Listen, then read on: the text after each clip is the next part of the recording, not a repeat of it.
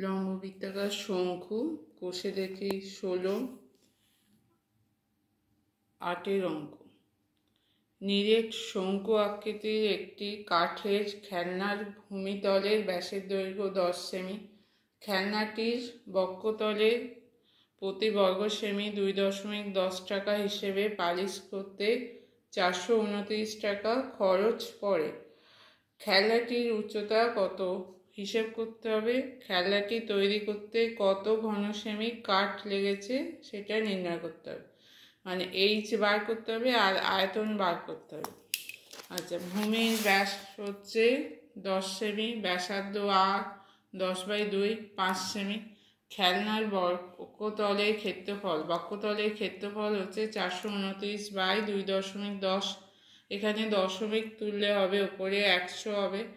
এবার এখানে 429কে 3 দিয়ে কাটা হয়েছে 143, 210কে 3 দিয়ে কাটলে 70, 100-র সঙ্গে 0 কাটা হয়েছে, তাহলে ওপরটা হচ্ছে 1430/7। ফর্মুলা পাই আর এল সমান 1430/7। পাই এর মান 22/7, আর এর মান হচ্ছে 5, এর গুণিতক এল সমান 1430/7।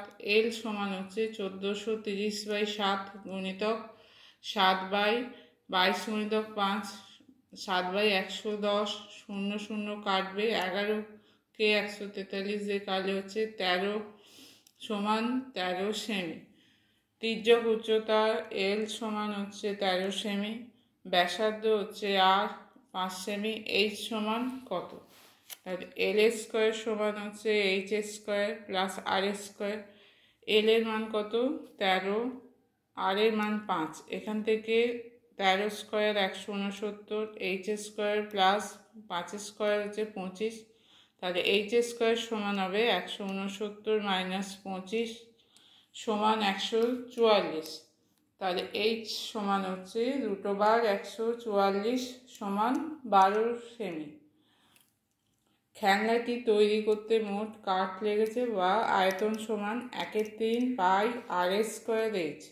1/3 পাই এর মান 22/7, আর এর মান হচ্ছে 5, তাহলে 5 এর স্কোয়ার গুণিতক এইচ হচ্ছে 12।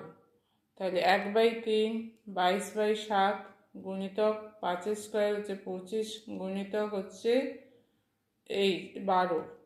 তাহলে এই 3 দিয়ে 12কে কাটলে হচ্ছে 4, 25 গুণিতক 4 100, 22 গুণিতক 100, 2200/7 সমান 314 পূর্ণ 2/7 ঘন সেমি।